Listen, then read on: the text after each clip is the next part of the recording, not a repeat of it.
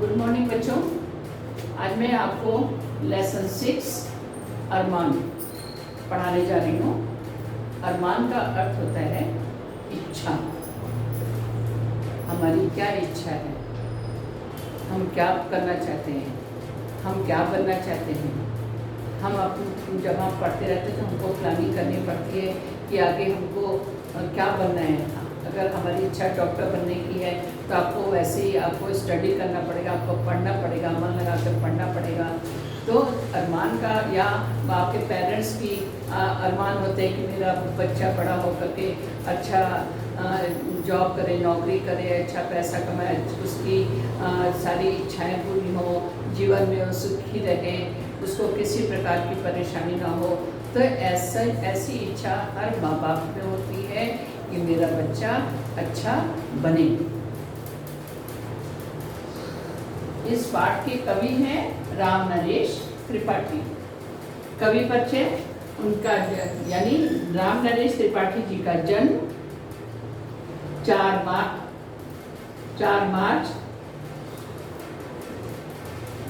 1881 यानी 4 मार्च 1881 में उनका जन्म हुआ था।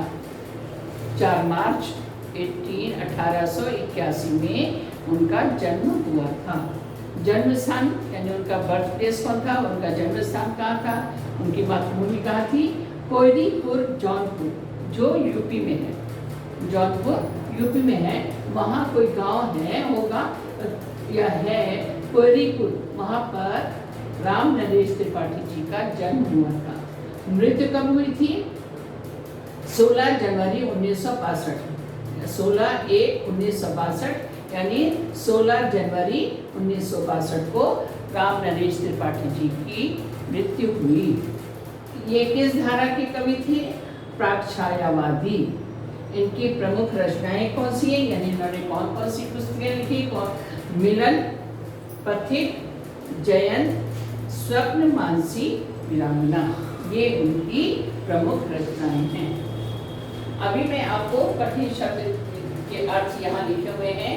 शौक, इच्छा, सर्वस्व, सब कुछ, उम्मीद, आशा, उत्साह, उल्लास, अरमान, चाह, मातृभूमि, जन्मभूमि, नाम कमाना, कीर्ति कमाना, यश कमाना, नाम रोशन करना, गले लगाना, आलिंगन करना, मान, आदर। अब मैं इस कविता का भावार्थ बता रही हूँ, आप लोग सुनो।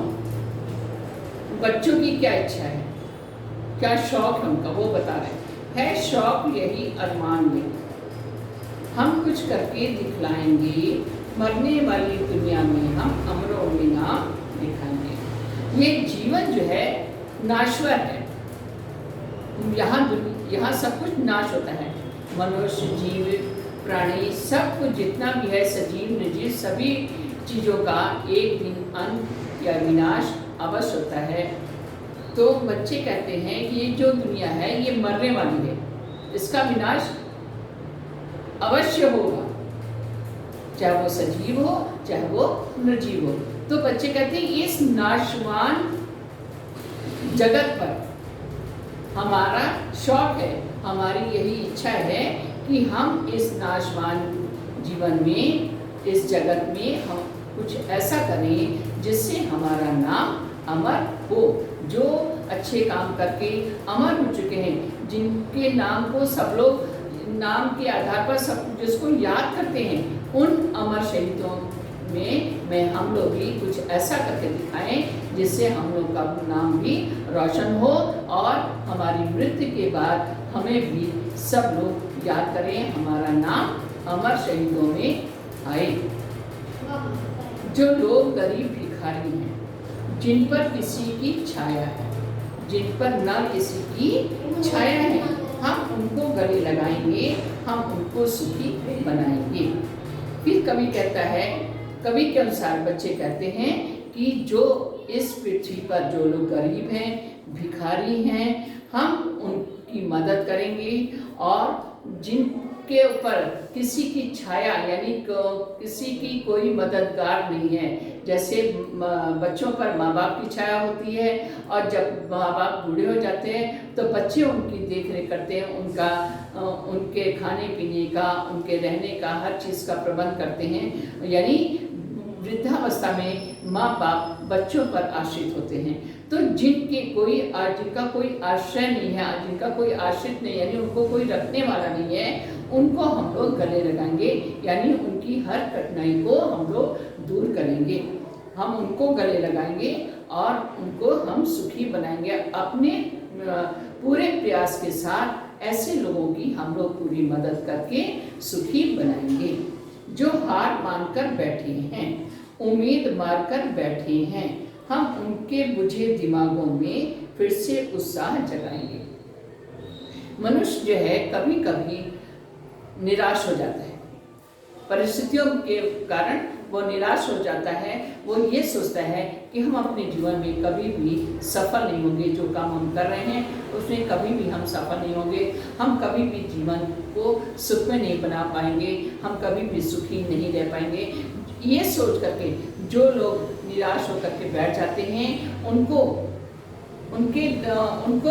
कभी बच्चों के द्वारा ये संदेश देता है कि हम जो हार मानकर उनमें एक जोश पैदा करेंगे, उनसे मिल करके उनमें फिर से आशाएं भरेंगे कि नहीं, आप प्रयास करो, प्रयास करने से ही आपको सफलता मिलेगी। अगर आप प्रयास नहीं करोगे तो आपको सफलता नहीं मिलेगी। एक उदाहरण के तौर पे मैं आपको बताती हूँ कि जैसे एक चींटी होती है, वो दीवार पर चढ़ने की कोशिश करती है, वो गिर जाती है। एक समय ऐसा आता है कि वह दीवार पर चढ़ जाती है। तो कहने का अर्थ ये है कि अगर हम प्रयास करें तो हम हर कार्य को कर सकते हैं और अपने जीवन को सफल बना सकते हैं। ऐसे लोगों में हम फिर से जोश पैदा करेंगे कि आप प्रयास करिए, हम लोग आपकी मदद करेंगे, हम लोग आपकी सहायता करेंगे। रोको मत, आगे बढ़ने दो, आज़ादी के दीवाने हैं हम, मातृभूमि की सेवा में अपना सर्वस्व लगाएंगे।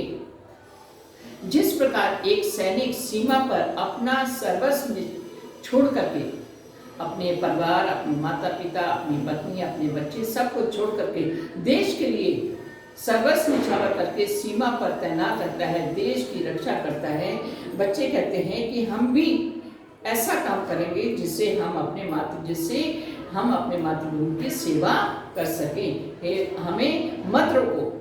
कई बार बच्चे भी कहते हैं, अगर कोई बच्चा अच्छा काम करना चाहता है तो दूसरे बच्चे जो खुद नहीं करना चाहते, वो दूसरों को भी करने नहीं देते।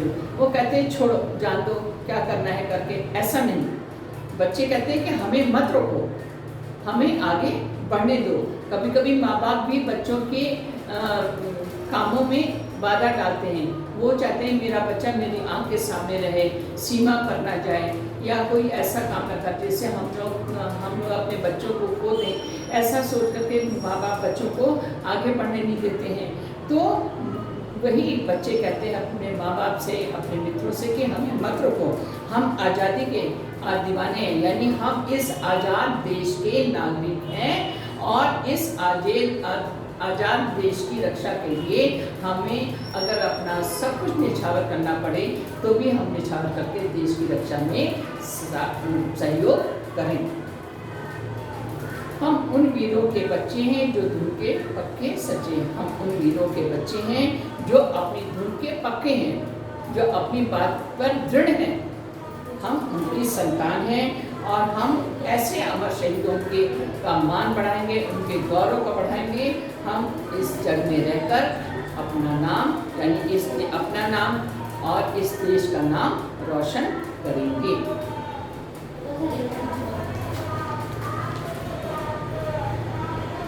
आगे देखो बच्चों, भावार्थ तो आपको समझ में आ गया होगा, फिर भी मैं एक बार सारांश पढ़ के बता दे रही हूँ। कवि बच्चों में होने वाले अरमानों को इस कविता के द्वारा बताता है, यानी उनके अरमानों को इस कविता के द्वारा बताया गया है कि बच्चों के क्या अरमान हैं। बच्चे कहते हैं हम कुछ अरमान शौक में रखकर कुछ करके दिखाएंगे। इस मरने वाले संसार में जो लोग अमर हुए हैं उनके साथ हमारे नाम भी, हम अपने नाम भी लिखाएंगे। बच्चे कहते हैं कि जिन लोगों के पास पैसा खाना नहीं होता है, जो भिखारी जिसे कहते हैं, और जिन पर सहायता करने कोई नहीं आता है, हम उन लोगों से प्रेम से व्यवहार करके उन्हें गले लगाएंगे और उनको सुखी बनाएंगे। फिर बच्चे कहते हैं कि जो लोग जीवन से हार कर उम्मीद को खो बैठे हैं, उनकी बुझी दिमागों में नई उमंग जगाएंगे। ये भाइयों, हमें रोको मत, हमें आगे जाने दो। स्वतंत्रता पाने में जी लगाने वाले दीवाने हैं हम अपना सर्वस्व निछावर करके मातृभूमि की सेवा करेंगे। हम जो धुन के पक्के सच्चे हैं, हम जो बच्चे हैं, हम अपने धुन के पक्के हैं और सच्चे हैं। हम उन्हीं वीरों के सपूत हैं। हम जरूर उनका नाम बढ़ाएंगे और इस दुनिया में खूब नाम कमाएंगे, अपना नाम रोशन करेंगे। अब कुछ सुनिए, बोलिए, प्रश्न लिखिए। प्रत्येक बच्चा जीवन में कुछ न कुछ बनना चाहता है। सबके मन में कोई ना कोई अभिलाषा होती है। क्या आप क्या बनना चाहते हैं? कारण से बताएं। मैं एक अध्यापक बनना चाहता हूँ। अध्यापक यानी गुरु, क्योंकि अध्यापक बनने से नए समाज को निर्मित कर सकते हैं, क्योंकि आज के बच्चे ही कल के नागरिक होंगे।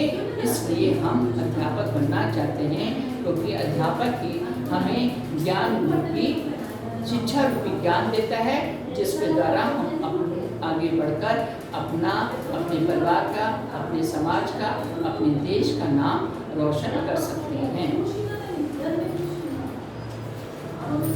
सेकंड, जीवन में हम अनेक कार्य करते हैं, कुछ अपने लिए तो कुछ दूसरों के लिए। आप किसके लिए काम करना पसंद करेंगे? क्यों? इस बारे में अपने मित्रों से विचार विमर्श करें। जीवन में हम अनेक कार्य करते हैं, उनमें से मैं दूसरों के लिए काम करना पसंद करूँगा, क्योंकि दूसरों की सहायता करना, उनकी मदद करना मुझे अच्छा लगता है। अब पढ़िए वाला देखिए, नीचे लिखिए पंक्तियाँ पढ़िए। इनमें कविता की जिन पंक्तियों के भाव आए हैं उन्हें लिखिए। जो लोग निर्धन हैं, गरीब हैं, भीख मांगकर अपना जीवन बिताते हैं, जिनका कोई ध्यान नहीं रखता, जिनकी कोई सहायता नहीं करता, हम उनकी सहायता करेंगे, उनको सुखी बनाएंगे। इसका भाव ये है कि जिन लोगों के पास धन नहीं है और जिसकी वजह से वो भीख मांग करके अपना पेट पालते हैं, और जिन पर कोई ध्यान नहीं देता है, जिनकी कोई सहायता नहीं करता है, हम बच्चे उनकी सहायता करके उन्हें सुखी बनाएंगे। हमारे पूर्वज बहुत बहादुर थे, बड़े मेहनती थे, उन्होंने हमें बहुत कुछ सिखाया। विश्व में भारत देश की अलग पहचान बनाई। अब हम उनका नाम और आगे बढ़ाएंगे। हमारे पूर्वज बहुत धैर्यवान हैं। पूर्वज किसको कहते हैं? जैसे हमारे पिता, आपके पिता, पिता के पिता, उनके भी पिता, यानी आपके दादा के पिता और उनके पिता के भी पिता, तो जो इस तरह चली आ रही पीढ़ी चली, वो हमारे पूर्वज कहलाते हैं। चाहे माँ के परिवार से हैं, चाहे पिता के परिवार के हों, सब हमारे पूर्वज कहलाते हैं। जिनकी मृत्यु हो चुकी है वे हमारे पूर्वज हैं, और जिनके द्वारा बनाए गए नियम के अनुसार जो हमारे माता पिता को मार्गदर्शन करते हुए आए हैं, वे हमारे पूर्वज कहलाते हैं, जो हमारा मार्गदर्शन करते हैं। तो हमारे पिता के भी पिता का जो मार्गदर्शन जिन्होंने किया है, वे हमारे पूर्वज हैं। हमारे पूर्वज बहुत धैर्यवान थे, वे बड़े परिश्रमी थे। उन लोगों ने हमें बहुत कुछ सिखाया। दुनिया में भारत देश की प्रत्येक नाम बढ़ाएं, हम लोग उनका यश और भी खाएं। हम ऐसे काम करें जिससे हमारे पूर्वजों का नाम और भी रोशन हो, क्योंकि हम उन्हीं के वंशज में आते हैं। हमारे वो पूर्वज हैं, हम उन्हीं के वंश में आते हैं। तो हमारा ये कर्तव्य है कि जिस तरह उन्होंने धैर्य रखते हुए कार्य को किया है, समाज का उत्थान किया है, समाज के लिए अच्छे कार्य किए हैं, हमें भी उनके नियमों का पालन करते हुए अच्छे कार्य करना चाहिए। और अपने देश का नाम, अपने समाज का नाम रोशन करना चाहिए। उनकी उन्नति के लिए हमेशा कार्य करते रहना चाहिए, जिससे हमारा देश और भी अधिक उन्नतशील और प्रगतिशील बन सके। रोको मत आगे बढ़ने दो, आज़ादी के दीवाने ही इस पंक्ति का भाव स्पष्ट कीजिए। अरे भाइयों, हमें मत रोको, हमें हमारे मंजिल पाने के लिए आगे चलने दो, हम लोग आज़ादी के दीवाने हैं। अब लिखिए, में क्वेश्चन देखिए, आप लोग इसमें सेकंड, थर्ड और फोर्थ अपनी बुक से देखकर आंसर लिख लिए। 3 क्वेश्चन करने। पहले आप लोग इस पार्ट में पहले आप जैसे मैंने ये लिखा हुआ है कवि परिचय देते हुए लिखना है, फिर आपने कठिन शब्द लिखना है और फिर आपने प्रश्नों के उत्तर लिखने हैं। तो लिखिए में जो लिखे का खंड है उसमें आप प्रश्न नंबर 2, प्रश्न नंबर 3 और प्रश्न नंबर 4 ये 3 प्रश्न आपने करने हैं। उसके बाद शब्द भंडार में मुहावरे, नीचे दिए गए मुहावरों का अपने वाक्यों में प्रयोग करिए। कुछ करके दिखाना यानी कुछ साध्य करना, कुछ अच्छा काम करके दिखाना। जो धुन के पक्के होते हैं वे हमेशा कुछ न कुछ करके दिखलाते रहते हैं। अमर हो जाना, स्थायी रूप से रहना। भगत सिंह अमर हो जाना, शहीद हो जाना। भगत सिंह अपने प्राण त्याग कर इतिहास के पन्ने पर अमर हो गए, मतलब अपना नाम रोशन कर गए, स्थायी रूप से अपना अमिट छाप बना गए। अमर हो जाना का मतलब अमिट छाप बना जाना। किसी की छाया ना होना, जिसका कोई सहायता करने वाला ना हो। सहायता ना करने वाले लोगों को हम बोलते हैं कि इन पर किसी की छाया नहीं है। तो हमें निर्धन लोगों पर किसी की छाया नहीं होती है। गले लगाना, प्रेम से देखना, हमें भिखारी लोगों को गले लगाना चाहिए या जरूरतमंद लोगों को उनकी सहायता करना चाहिए और उन्हें गले लगाना चाहिए।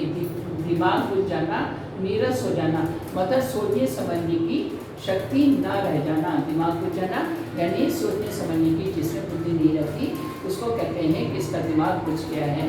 तो राजू का दिमाग बुझ गया, इसलिए उसने परीक्षा में उसे अच्छे अंक नहीं मिले। राजू का दिमाग बुझ गया है, इसलिए उसे परीक्षा में अच्छे अंक नहीं मिले। उत्साह जगाना, उमंग भरना, जोश पैदा करना। किसी काम के लिए अगर हम उससे उत्साहित करते हैं, उसकी प्रशंसा करते हैं किसी की, तो अगर हम किसी बच्चे की प्रशंसा करते हैं कि अरे तुमने बहुत अच्छा काम किया, तो उसके अंदर एक जोश पैदा होता है कि और भी अच्छा करूँ मैं, जिससे और भी सब लोग मेरी तारीफ करें। तो उमंग, उत्साह जगाना, उमंग भरना। नेता लोग अपने अनुचर गण में उत्साह जगाते हैं। आगे बढ़ना, उन्नति पाना। हमें अपने जीवन में आगे बढ़ने की कोशिश करनी चाहिए। नाम कमाना, यश जताना, हमें अपने देश का नाम कमाना चाहिए। अच्छे काम करके अपने देश का नाम कमाना चाहिए। अब इसमें जो है भाषा की बात देखिए, 2 शब्द दिए हैं तो इनके नाम भी दिए हुए हैं, है ना। नीचे दिए गए शब्दों में संज्ञाएं और उनके विशेषण रूप हैं, इनको अपने वाक्यों में प्रयोग करें और अंतर भी समझें। शौक, शौक मतलब चाह, इच्छा। शौकीन यानी ये बहुत ही शौकीन है, किसी चीज़ के लिए शौकीन होना। तो शौक का होगा, मुझे कहानी पढ़ने का शौक है। और शौकीन का होगा, शतरंज की शौकीन है, शतरंज खेलने का शौकीन है। नाम, नामी, मेरा नाम भास्कर है। नामी लोग सीधे साधे होते हैं। सुख, सुखी, सुख के साथ साथ दुख भी आता है। जीवन को सदुपयोग करने से हम सुखी बन सकते हैं। समय का भी बोल सकते हैं, समय का सदुपयोग करने से हम सुखी बन सकते हैं। उत्साह, उत्साही, वे लोग उत्साह के साथ काम करते हैं। उत्साही लोगों की हमेशा जय जयकार होती है या वो जय पाते हैं। वीर लोग बहुत धैर्यवान होते हैं। पुलिस अधिकारी ने बहुत वीरता से शेर का सामना किया। सृजनात्मक अभिव्यक्ति, आप भी कविता लिखने का प्रयास कर सकते हैं। इस कविता की पंक्तियों को आगे बढ़ाइए आप कभी। प्रशंसा जीवन में सब कुछ सबका कुछ न कुछ अरमान होता है। कभी कभी एक की इच्छा दूसरे की इच्छा पूर्ति में बाधक बन जाती है। अपनी इच्छा पूरी करते हुए दूसरों की इच्छा का ध्यान रखना सच्चे मनुष्य का गुण होता है। इस संदर्भ में आप क्या कहते हैं कि हमें किसी के काम में बाधा नहीं डालना चाहिए, किसी की इच्छा पूर्ति में बाधा नहीं डालना चाहिए और उसे पूरा करना, और स्वयं भी पूरा करना और दूसरों को भी पूरा करने देना चाहिए। परियोजना काल में आप ये लिखिएगा जानकारी। ये जब परियोजना काल है तो ये एक व्यक्ति जिसे आप अमर मानते हैं उनके बारे में जानकारी लिखें। किसी एक जैसे भगत सिंह, बिस्मिल्लाह खां, अशफाकुल और जो दूसरे और नेता हुए हैं, किसी एक का चित्र लगाकर उनके बारे में, इससे भगत सिंह का दिया हुआ है, आप इसको भी लिख सकते हो। अब इसमें सही क्या मैं ये कर सकता हूँ, पाठ के भाव के बारे में बातचीत कर सकता हूँ, सही। पाठ के विषय में मौखिक व लिखित अभिव्यक्ति कर सकता हूँ, सही। पाठ के शब्दों का प्रयोग अपनी भाषा में कर सकता हूँ, सही। सेवा भाव का महत्व बता सकता हूँ, सही।